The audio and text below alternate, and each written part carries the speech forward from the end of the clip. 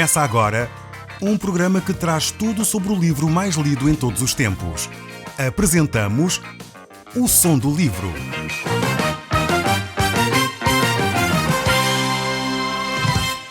Seja muito bem-vindo. Neste podcast vai encontrar o livro mais conhecido e lido em todo o mundo. Vamos levá-lo numa viagem pela história da humanidade. Este é um audiolivro para si, para a sua família e sociedade em geral. Contextualização e comentários de Paulo Chaveiro. Nós hoje estamos a olhar de novo para o livro de Deuteronômio e estamos no capítulo 15 deste mesmo livro. Deus aqui vai falar connosco acerca da atitude que devemos ter para com aqueles que são mais necessitados, sobre aqueles que não têm muita proteção. Ele vai nos apresentar aqui um conjunto de orientações, leis, que de alguma forma vão proteger os mais pobres, os mais carenciados. Poderíamos dizer que seriam leis de segurança social. Talvez aos nossos olhos, quando lermos estes textos, certamente nós vamos achar que não são assim tão óbvios, que seriam textos sobre segurança social, cuidado dos mais pobres. Mas temos que entender mais uma vez o contexto histórico em que este livro de Deuteronômio foi escrito, o contexto em que as pessoas viviam naquela época. Temos que olhar para esse contexto e ver que Deus tem sempre, ao longo da história, demonstrado um cuidado com aquela geração, aquele momento em que o livro foi escrito. E vemos também que Deus, ao longo da história, se vai revelando de uma forma progressiva. Quando nós olhamos aqui estes textos, vai-nos talvez até parecer textos injustos. Mas, como eu disse, espero, com algumas explicações, poder torná-los um pouco mais compreensivos para cada um de nós, percebendo que na realidade é o cuidado de Deus por aqueles que estão necessitados e precisam de um cuidado especial. Temos de lembrar que estes textos foram escritos numa altura em que não havia segurança social, não havia descontos para a Caixa, não havia qualquer tipo de regalias para aqueles que trabalhavam. E havendo uma fatalidade na vida, provavelmente esta solução que Deus trouxe ao povo de Israel era uma solução das mais adequadas para aquela altura. Vamos então abrir a Bíblia no livro de Deuteronômio, capítulo 15, e à luz destas reflexões iniciais vamos tentar perceber o que Deus nos está a ensinar acerca destes textos bíblicos aqui. Diz assim o verso 1: No fim de cada 7 anos deves perdoar as dívidas. Será da seguinte maneira: todo aquele que tiver emprestado alguma coisa a alguém deve-lhe perdoar e não exigir a restituição. É um ano de perdão em honra de Deus. Aqui vemos como quando uma pessoa contraía uma dívida, ela tinha de alguma forma uma duração limitada no tempo. Essa duração era a duração de 7 anos, e ao fim dos quais todo o tipo de dívidas a pessoa ficava livre. Era chamado o ano sabático. Durante esse ano, a terra e tudo aquilo que era cultivado era deixado livre para que os pobres e os mais necessitados também se aproveitassem dessa mesma agricultura que brotava espontaneamente. Assim como as dívidas contraídas deveriam ser acertadas antes desse período de tempo. Ou seja, todo o povo de Israel, quando pedia dinheiro emprestado ou quando contraía uma certa dívida, sabia que tinha 7 anos para regularizar toda essa situação. Quem emprestava dinheiro estava consciente de que tinha 7 anos para que esse dinheiro lhe fosse restituído, assim como quem contraía essa dívida estava consciente que ao fim desse período ele deveria ter a sua situação regularizada. E caso não pudesse, então voltava à estaca zero. Essa situação não era perpetuada para toda a vida. Temos que relembrar que, em primeiro lugar, aqui também havia um princípio de responsabilização. As pessoas eram pessoas de palavra, eram pessoas que assumiam com honra aquilo que tinham contratado, aquilo que tinham acordado entre si. Mas sabemos que, infelizmente, hoje em dia, muitas pessoas não dão a sua palavra de honra. As pessoas têm perdido essa orientação. A sua palavra já não significa nada. Infelizmente, até já os contratos escritos, muitas vezes, não significam nada. As pessoas são corruptas, dão o dito por não dito, e infelizmente as coisas ficam todas assim num ambiente que ninguém já pode confiar em ninguém. Temos lembrados que Deus aqui queria dar orientações para aqueles que eram mais necessitados. E esses deveriam trabalhar para ganhar o seu sustento. Dessa forma, então, as terras eram postas à disposição ao fim de 7 anos para que todos aqueles que eram necessitados pudessem recolher aquilo que era necessário para si e para a sua família. Mesmo durante o tempo normal, aqueles que eram pobres e necessitados sempre podiam, na altura das colheitas, entrar nos campos e recolher aquilo que era deixado para trás. Esta era uma medida que Deus havia dado na sua lei para, de alguma forma, proteger aqueles que são carenciados, mostrando assim que mesmo aqueles que são carenciados devem trabalhar para o seu sustento. O trabalho é algo que realmente dignifica o ser humano. Ele dá sentido de missão, dá valor às pessoas e nós não devemos confundir ou pensar que o trabalho é um castigo, porque ele na realidade não é. Eu quero deixar muito claro que trabalhar é uma bênção dada por Deus. O que é castigo, ou o que é muito aborrecido com o trabalho, é o cansaço que ele produz. Isso sim é de facto algo que é gerado pelo pecado de cada um de nós, o cansaço ao trabalharmos. Mas o trabalho em si é algo que dignifica. Eu tenho notado, e às vezes estudos são feitos sobre estas matérias, e as pessoas que chegam à reforma, isso gera um stress e uma perda tamanha na sua vida que as pessoas ficam de facto desorientadas, sem muito saber como gerir o seu tempo.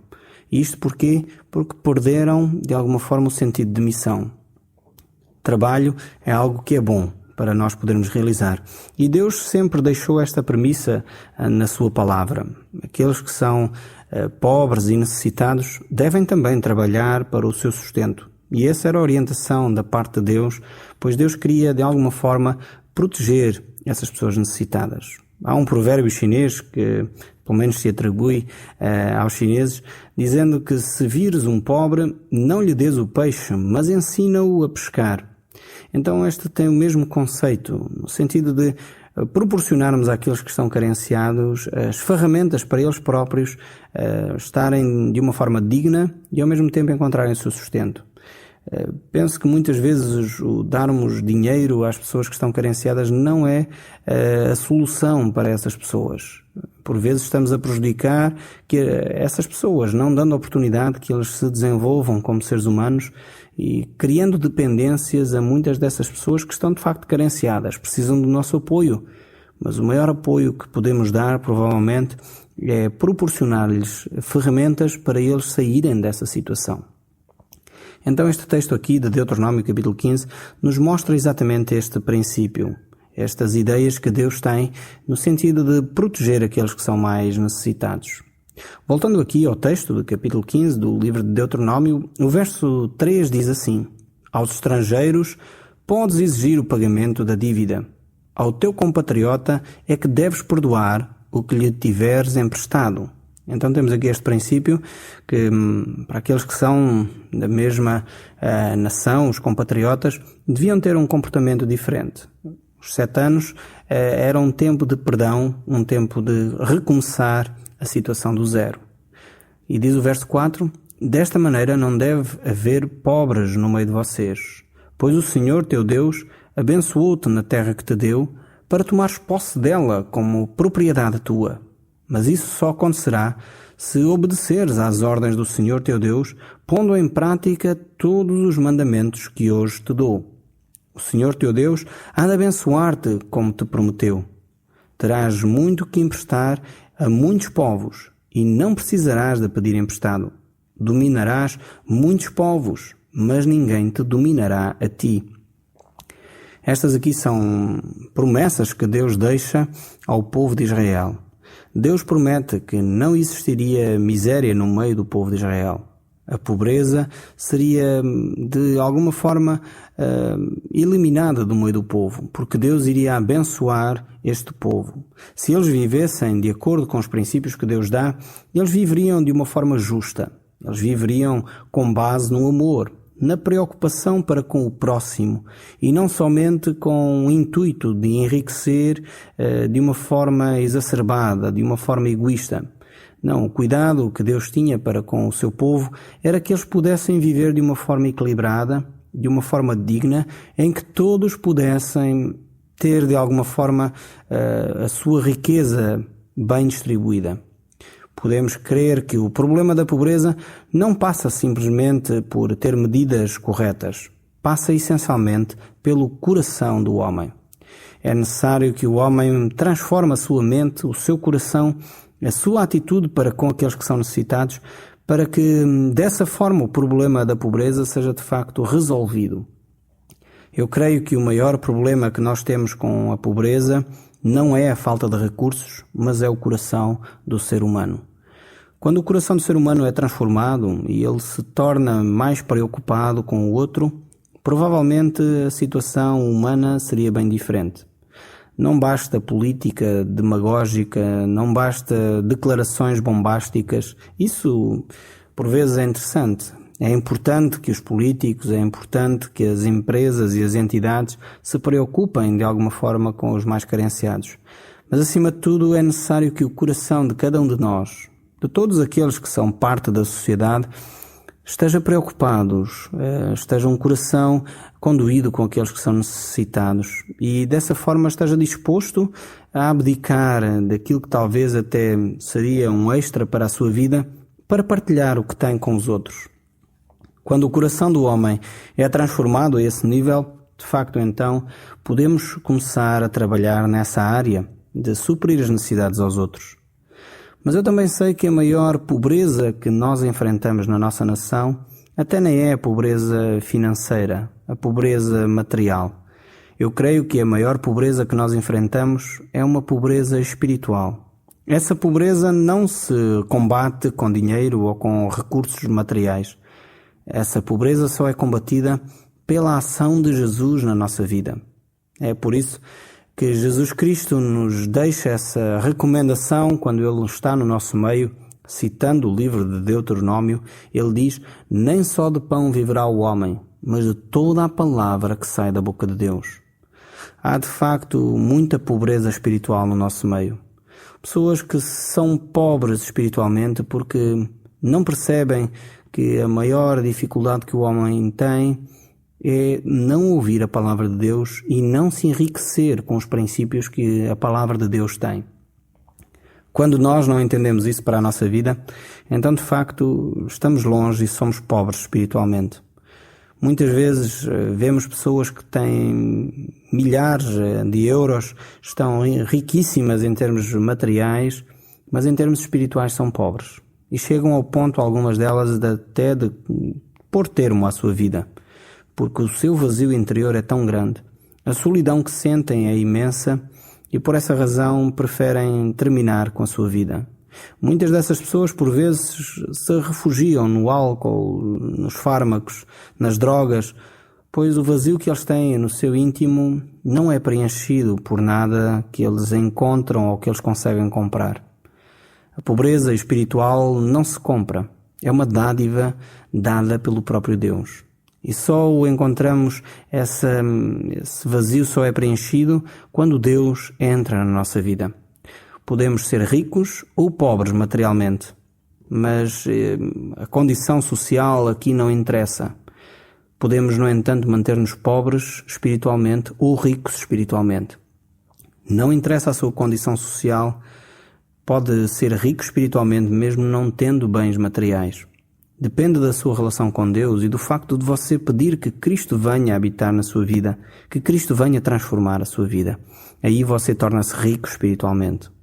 Mas voltando aqui ao livro de Deuteronômio, capítulo 15, o verso 7 nos diz o seguinte: e se houver algum pobre entre os teus compatriotas, de alguma das tuas cidades na terra que o Senhor teu Deus te vai dar, não endureças o teu coração, nem lhe feches a tua mão, mas empresta-lhe com generosidade tudo aquilo que ele tiver necessidade. Aqui temos este versículo que realmente é notável. E o apóstolo João, na sua primeira epístola, ele fala sobre o homem que diz que ama o seu próximo, mas fecha o seu bolso e o seu coração quando ele está necessitado. Esse não sabe o que é realmente o amor verdadeiro que Deus quer transmitir. O amor verdadeiro é aquele que exterioriza esse amor através de atos concretos, através de ações muito objetivas. É por isso que temos dito várias vezes que aqui o livro de Deuteronômio tem como palavras essenciais o amor e a obediência. Amor e obediência estão sempre ligados uma à outra. Nós não podemos dizer que amamos o nosso próximo se na realidade não agimos de uma forma concreta para lhe resolver os problemas. Nem sempre a resolução dos problemas passa por dar dinheiro. Aqui às vezes a gente confunde resolução de problemas com dar uma quantia de dinheiro. Nós, infelizmente, sociedade ocidental, estamos tão virados para os aspectos financeiros e materiais que sempre pensamos que a resolução dos problemas passa por nós darmos dinheiro a alguém que está necessitado. Por vezes, a maior ajuda que nós podemos dar é, na realidade, criar as condições para que a pessoa resolva o seu próprio problema. Muitas vezes, a maior ajuda que nós podemos dar é conduzir essa pessoa às portas certas para ela poder resolver de uma vez por todas a sua situação. Às vezes, essa é a atitude certa para nós demonstrarmos amor de uma forma bem prática àqueles que necessitam. O verso 9 continua: Não te ponhas a pensar maldosamente que já estás próximo do ano do perdão das dívidas, para tratares com maus modos o teu compatriota pobre e não lhe dares nada, pois ele iria queixar-se de ti ao Senhor e a tua atitude seria considerada um pecado. Aqui temos um texto interessante. Eu penso que este texto nos levanta dois aspectos. O primeiro, de quem tem dinheiro para emprestar ou os recursos materiais para emprestar. Ele não deveria pensar assim: bem, falta um ano para chegar ao 7º e então se eu vou emprestar agora, ele no próximo ano já fica com a dívida perdoada e por isso não lhe vou emprestar dinheiro ou não lhe vou emprestar os bens que ele necessita. E Deus diz: não te ponhas a pensar dessa forma. Não sejas maldoso para com aquele que é necessitado. Mas se tens, então concede, para que isso não te seja imputado, não te seja dado como um pecado da tua parte, pois agiste no fundo de má fé para com aquela pessoa que está carenciada. Então um alerta para nós podermos perceber que aqueles que estão carenciados precisam de facto da nossa ajuda, do nosso apoio. E o texto continua no verso 10. Dá-lhe com largueza e sem receio, pois pela tua generosidade o Senhor teu Deus há de abençoar-te em todos os teus trabalhos e empreendimentos. Pobres nunca faltarão nesta terra. Por isso te ordeno que sejas generoso para com os teus compatriotas necessitados e para com os pobres que vivem na tua terra. Por este texto aqui podemos ver com clareza que não é plano de Deus enriquecer todos os seus filhos. Talvez há hoje grupos religiosos que talvez ensinam isto. Um cristão tem de ser uma pessoa farta, tem de viver bem, tem de estar rico. Mas não é esse o ensino das Escrituras. Vemos aqui que o povo de Israel iria ter israelitas com dinheiro, mas iria ter israelitas também, igualmente povo de Deus, com necessidade. E pobres, diz o texto bíblico, nunca faltarão. Haverá sempre pobres no vosso meio. Jesus Cristo disse isso exatamente quando ele estava a falar e o povo começou de alguma forma a criticar o que uma mulher tinha ofertado a Jesus, um perfume caro. E Jesus diz: pobres sempre tendes convosco. Então, a Bíblia nos mostra que podemos ser fiéis a Deus e apesar de Deus suprir as nossas necessidades, não quer dizer que vamos ser necessariamente ricos. Eu sei que esta teologia, este ensino, tem sido veiculado em muitos locais e há pessoas por vezes até angustiadas porque foram a determinado sítio na esperança de se tornarem ricos, na esperança de ficarem com os seus problemas financeiros completamente resolvidos e daí a de vir muita riqueza e depois não aconteceu nada disso que eles estavam à espera. Eu gostaria que você olhasse para os textos da Bíblia e não se iludisse com ensinos que talvez não estão nas Escrituras. Olhe de facto para aquilo que Deus diz acerca deste assunto. A pobreza não é uma maldição. Pode acontecer que uma pessoa é pobre e continua a ser uma pessoa temente a Deus, uma pessoa que segue os caminhos de Deus. Então, temos de ter atenção àquilo que as Escrituras nos ensinam acerca deste assunto. Não nos enganemos a nós próprios. É necessário que nós olhemos para aquilo que Deus quer fazer na nossa vida e por vezes ela passa por situações até difíceis nessa área. Então olhemos. Isso não deve, no entanto, fazer com que aqueles que têm recursos financeiros fechem os olhos aos que estão necessitados. Deus de facto quer abençoar a cada um. É verdade, isso é um ensino da Bíblia. Mas devemos estar atentos a essa situação. Existia naquele tempo também, em que Moisés escreve estes textos, um sistema que era o sistema da escravidão. Nós sabemos perfeitamente que isso, até há bem pouco tempo, no nosso século, só nos séculos passados, há bem poucos séculos, que terminou a escravidão. Isto não quer dizer que a Bíblia enfatiza ou que valida esse tipo de sistema. Não, sabemos que isso aconteceu em muitas alturas por causa da dureza do coração do homem, mas também ao mesmo tempo aqui, quando a palavra de Deus nos fala acerca deste assunto, tinha como algum sentido quase, como eu já disse, social. Porque aqui em Israel, aqueles que se davam como escravos eram de facto pessoas que já não tinham recursos humanos, nem materiais, nem financeiros, para fazer face à sua vida. E então o último recurso de facto era oferecer-se como escravo. Mas a escravidão era também delimitada no tempo. Era uma situação, no fundo, que a pessoa trabalharia para outro e esse outro tinha a responsabilidade de o sustentar. Aqui é um sistema diferente daquele que depois se tornou aquilo que nós reconhecemos como odiondo, a escravatura, utilizando as pessoas simplesmente quase como meros animais. E isto não era a vontade de Deus para o homem naquela altura, nem em tempo nenhum. Deus não deseja que alguém explore outra pessoa. Mas voltando aqui ao livro de Deuteronômio, no capítulo 15, o verso 12 diz assim: Se algum israelita, homem ou mulher, se tornar teu escravo, só o podes ter a teu serviço durante 6 anos. No 7º ano, deves dar-lhe a liberdade. E quando o puseres em liberdade, não o deves mandar embora de mãos vazias. Dá-lhe com abundância do teu gado, do teu cereal e do teu vinho, e tudo aquilo que o Senhor te concedeu. Lembra-te que também tu foste escravo no Egito e que o Senhor teu Deus te libertou. Por isso é que te dou hoje estas ordens. Mas se ele se sentir bem em tua casa e te disser: não quero ir embora da tua casa porque gosto de ti e da tua família, então tomas a poção e lhe furas a orelha e lhe será teu escravo para sempre. A mesma coisa farás com a tua escrava. Não te deves sentir prejudicado por lhe dares a liberdade, pois ao trabalhar para ti durante 6 anos, trabalhou o dobro de qualquer assalariado. E além disso, o Senhor teu Deus há de abençoar-te em tudo o que fizeres. Vemos como estes textos, de alguma forma, como eu disse, são textos sobre a segurança social, sobre aqueles que são mais carenciados. Deus vai proteger e dá orientações muito claras para que esses pobres sejam protegidos. O capítulo 16 vai-nos falar de 3 festas: a festa de Pentecostes, Páscoa e Tabernáculos. Nós não iremos tecer grandes considerações sobre estes textos, pois já os tratamos em Êxodo e Levítico. Por essa razão não iremos comentar estas 3 festas. No entanto, sabemos que elas são festas importantíssimas para os judeus e ainda hoje para nós, cristãos, as celebramos com grande empenho. O Som do Livro, uma produção da Rádio Transmundial de Portugal.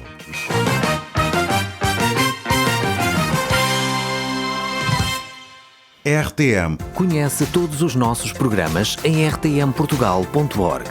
Uma produção da Rádio Transmundial de Portugal.